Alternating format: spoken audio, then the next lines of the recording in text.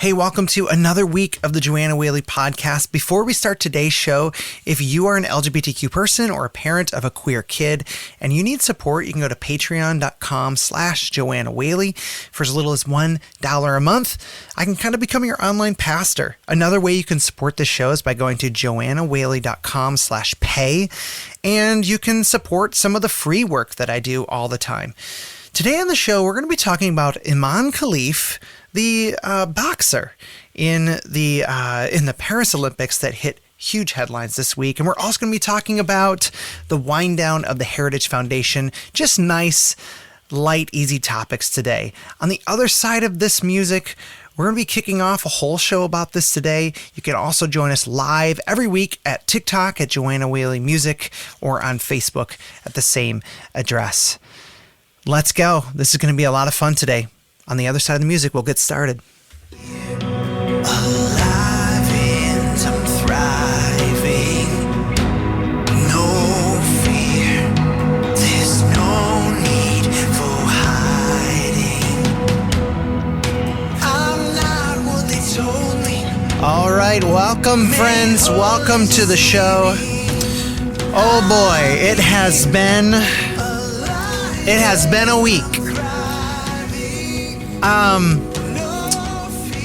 I don't know if you're like me.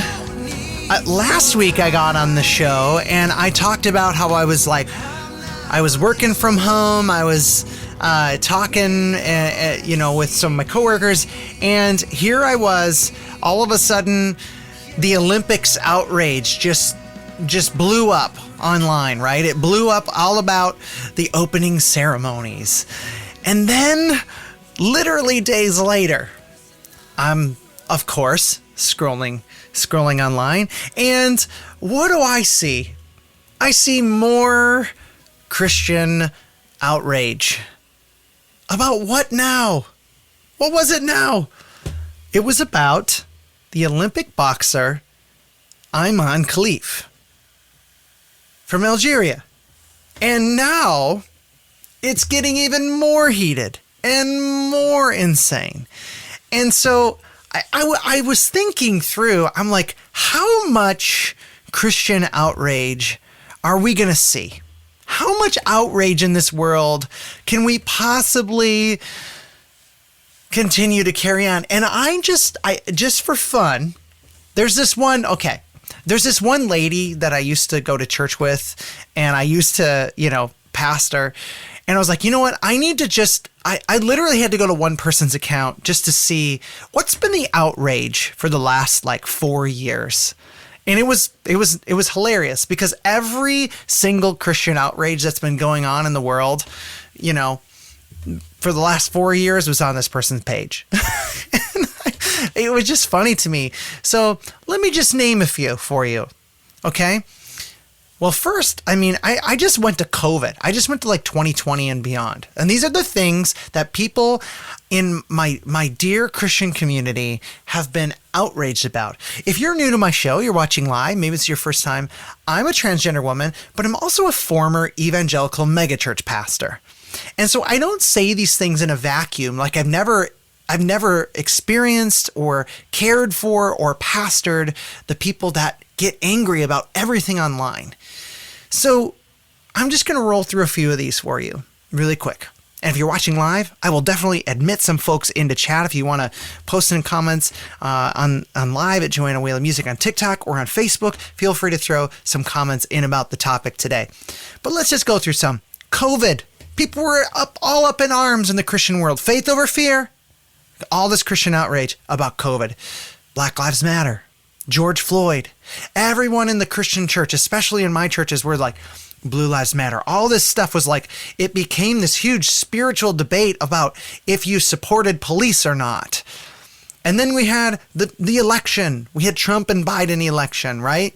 And that became this good versus evil. If you're a Republican, you're a Christian. If you're a Democrat, you are the devil. We've had this ongoing rage about abortion, right? That's been going on. Starbucks cups were not Christmas cups one year. They were red cups for the holidays. And that made everybody think, oh, they're erasing Jesus from everything, right? I'm not even halfway through the list. Pride Month. Happy holidays. Halloween. Halloween, you know, we're going to have a harvest festival. It's a Halloween party, okay? National anthem. People kneeling to the national anthem, right? Dylan Mulvaney and Bud Light. Hashtag Me Too movement. The Trump trials. Inflation. It all has been amplified by my dear friends in the Christian church. And it's exhausting. Can I just tell you, as someone who was a pastor in these environments and always feeling on the defense, how liberating it is to not be offended and outraged about everything in the world? But this week, we were watching the Olympics, and Imane Khelif gets in the ring, and all hell breaks loose. All hell breaks loose. And the same old story begins to play out from my dear friends in the Christian church. For my dear friends in the Christian church. And what I began to pick up really quickly early on, was that every single article that I was seeing about this topic within the first few hours were all coming from one source type of media. One source type. And it was coming from the names you would expect. It was coming from Fox News. It was coming from The Independent, The Daily Mail, all calling Imane Khelif a man, a trans person. And this is a symptom of a bigger problem within Christianity. This is a much bigger problem, and it is a symptom of something that's going on in Christianity today. And I'm going to play a clip for you, for everyone here. And when you hear this clip, I want you just to, I'm going to respond to it, but then I'm going to open it up a little bit on the other end of this for some chat, for you all to chat about this. But this is an interview on Fox News with Ted Koppel on the Hannity Show. And I want you to hear what Ted Koppel says. Here it is. We have to give some credit to the American people that they're somewhat intelligent and that they know the difference between an opinion show and a news show. Yeah. You're cynical. Look at it. Yeah. I am cynical because, You think we're bad for America? You think I'm bad for America? Yeah. You do? In the long haul, I think you Really? and all these opinion shows... That's sad, Ted. No, you know why? That's sad. Because you're very good at what you do, and because you have attracted a significantly You more are selling the influential... American let me people finish short. Let me finish the sentence I'm before listening. you do that. With all due respect. You have attracted people who are determined that ideology is more important than facts. Did you hear that? Ideology is more important than facts. This is from a news anchor who is highly respected, Ted Koppel. And I'm just constantly amazed that people who share a faith with me, and I'm a Christian. Yes, I am an LGBTQ person, and I'm a Christian. Go figure. Imagine that. But I constantly am fighting and trying to understand why a faith, again, that I subscribe to, that has so much truth, can't do the work to understand reality. Why can't a faith that I subscribe to, again, do the work to understand what is true? Because it's easy. It's easier to be mad about something than to read about it. It's easier to just hit the share button than to learn and investigate. And before you say, I don't have time, I have 3 kids. I was reading about this while parenting children this weekend. You can do it. You can do it. And this is the symptom we're dealing with. And just to lay some facts out there, and I'd love to get some of your thoughts here, but just to give you an overview, if you're not familiar with this, Italian boxer Angela Carini ended her match with Imane Khelif in the Olympics 46 seconds into the first round, citing intense nose pain. Carini, she withdrew from the competition. She didn't publicly question Khelif's gender, but Carini initially expressed concerns about the fairness of competing against her. And the athlete, the Italian athlete, ultimately left the decision of Khelif's eligibility to the women's boxing tournament and the IOC. So all this misinformation was going around about her. And why I want to talk about this is because the network that I have is mostly evangelical Christians. And I think that Christians need to do the work. They need to do the work of finding actual truth in this world. Because this was mostly shared by my Christian friends. No one else, even some of my right-leaning family and friends, didn't share this. It all came from my church friends. It was widely shared by Christians. The Paul brothers, who are known for their YouTube careers, and then they tried to get into boxing as well, they weighed in on this. And because of their huge following,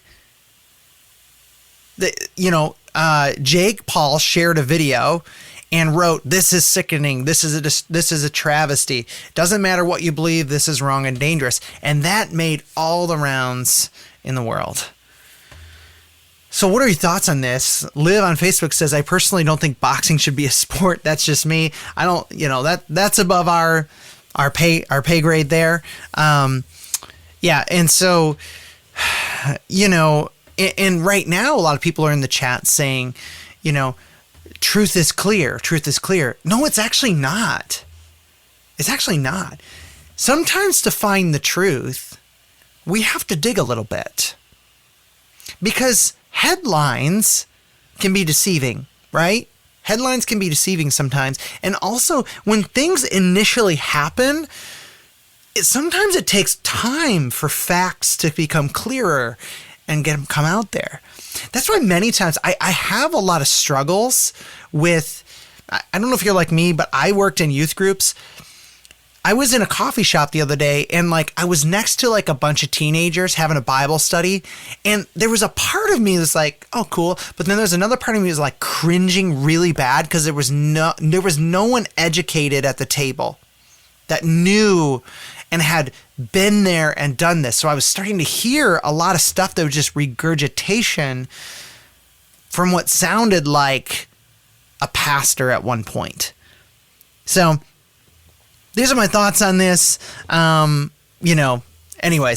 we'll take some calls. We'll take some people that might want to share some thoughts on this, this topic. What are your thoughts? We have a lot of people chiming in. Liv again says on Facebook, "You should do your research before you post anything." I literally take about 5 minutes or less to Google something about something. Totally true. Totally true. You should. Somebody said, "How dare they read the Bible?" And that's not what I said. What I'm saying is that I sometimes we'll read a passage in the Bible, right? And we'll think, well, that's the truth. It's super clear. But what we don't understand, there's actually more to these stories sometimes than are on the surface. And so we have to be willing to wait a minute before we just say, this is the truth. And I'm never going to change my mind. And here's the other thing that frustrated me about this whole situation.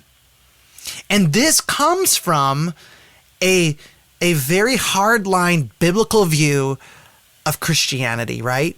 Many of my dear Christian friends have a very hardline view of what truth is. And whatever you hear first, you have to hold on to. You can't change your mind. So changing your mind has somehow in Christianity become a weakness.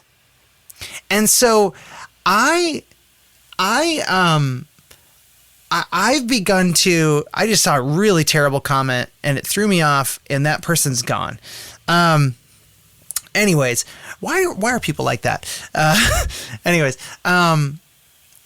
But we've gotten in this mindset in Christianity that like whatever we hear first can't change, you know, or whatever a pastor says we can't challenge because and whatever is read from the Bible, we can't question it or think about it. And that begins to percolate into all our areas of life, right? We begin to think, oh, well, I saw what Fox News shared. My pastor listens to Fox News, so that's the truth. I looked through Fox News. There was no retraction.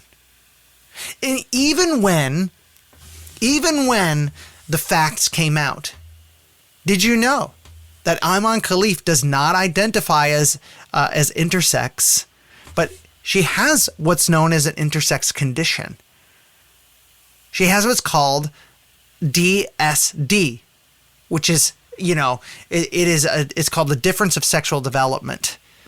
Okay, the specific details about the text and how she failed, they haven't been disclosed, but the International Boxing Association, claimed that she has XY chromosomes. But what is DSD? Did you know that having XY chromosomes doesn't make you male? It doesn't always make you male. Despite everyone, trying to make that claim. But DSD, difference in sexual development, is a term that describes the variations of a person's characteristics. It encompasses conditions affecting genes, hormones, reproductive organs. And the UK National Health Service defines DSD as a deviation from most other people. And there's a lot of debate in the intersex community about this. But there, like many intersex individuals argue this term disorder because intersex is actually a very natural thing and it happens a lot. But what happens is that we get in these echo chambers, and because we don't actually do our research, we aren't willing to understand these differences. Hi, friend. Welcome in. Hello. I was curious, like, on what your definition on what I agree with what you said about XY doesn't make someone a male. Right. But I'm curious, like, would you agree that it's more based off your gamete production as well as like your reproductive anatomy? Well, look, like biology is one thing, but this woman is biologically, like, and anatomically female. You know what I'm saying? I agree. Yeah. So hold on. There is one condition where it is possible that she is actually male, but a majority of the conditions that would be associated with this situation would still make her female despite her having XY chromosomes. Yeah, and I definitely don't. I do not, pretend to be an expert in DNA analysis. Mm-hmm. But I do work with intersex people. I do understand intersex conditions. But I think that a lot of this. When you say intersex, are you just referring to chromosome, like sex chromosomal disorders? Yeah. So, for example, this woman has DSD. And she's producing a larger amount of testosterone than other women. Mm-hmm. But the thing that comes down to this is that what my beef is here is that people in Christianity just heard an ideology that worked to their narrative and said, I can push my agenda forward now at this woman's expense without doing my research. Yeah. I think I think that it was totally blown out of proportion. Right. But it does raise like a question. Like, if you do want to have sex-based sports, like, what would be the criteria? Because, like, especially since you have like you have an XY chromosomal female here, like with elevated testosterone. How would you decide whether or not what sport she plays in? Yeah, and Ethan, thanks for calling in. I'm going to answer that and get to some other things. So I think this comes down to, I was watching the Olympics today, and I was starting to think, like, what do you do with non-binary folks? Like, this stuff is going to have to be addressed, but I think there is a double standard when it comes to men and women's sports, right? You got Lin Yuting of Taiwan, who was also disqualified for the same thing, that was going on. Hasn't faced nearly as much, but both of the athletes, they won their matches. So it's become this big deal because they're stronger or whatever. But what I think is interesting is that, in contrast, no one has ever given male athletes any crap for having abnormally high, physical or different physical attributes. Like, for example, Michael Phelps had this huge wingspan, and who knows, that could have been part of a whole thing, right? It could have been a part of a whole thing. But men aren't ever scrutinized if they have something different, anatomically going on in their body. They're never that's never really questioned. But it's usually women and minority women, especially. And it's definitely a huge thing in America right now too. But there was a South African runner that was also had the same thing going on, but it's mostly targeting trans women's sports. And I get it. I get what everyone's going to say, But what I want to drill into, as I said, the sports isn't the thing that I want to focus on. I want to focus on why are Christians so obsessed? Why are they so obsessed with our transness? Why is Christianity, evangelical Christianity, so upset about everything in the world? That big list I listed off. Why can't we just do some research and stop sharing misinformation? There has been so much misinformation shared by my dear friends in Christianity.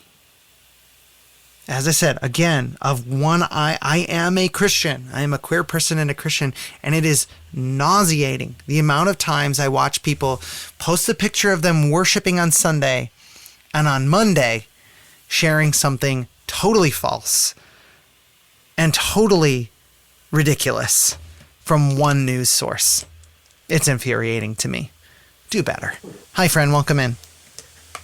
Hello. You said something that kind of caught my attention. You said a woman of color. We don't really care what color that boxer is. That boxer has sure. I hear intersex, you. Right? The reality is, though, that pretty much every question mark that's ever come in the Olympics or in international sports has been people of color. And that's not the issue I really want to talk about. I'm more focused in on why can't my Christian friends do research? Why can't they just stop sharing news from one source before they verify it? This is the thing that's infuriating to me. The sports thing is going to be someone else's problem to solve. But I want to know, can people of faith do better? Well, why do you care about what Christians think? I mean, you said you are because I'm a Christian. Well, a lot of people in the homosexual community that are Christians have a lot of, I guess, guilt because the Bible teaches that homosexuals will go to hell, and it's a big thing with. Are you saying that I have guilt right now? Well, I have a lot of gay friends, and a lot of them do have. What are we guilty for? You feel guilt of being homosexual. And You've confirmed this with your friends? Yeah, absolutely. Some of them feel guilty. Well, I feel bad for them. I don't.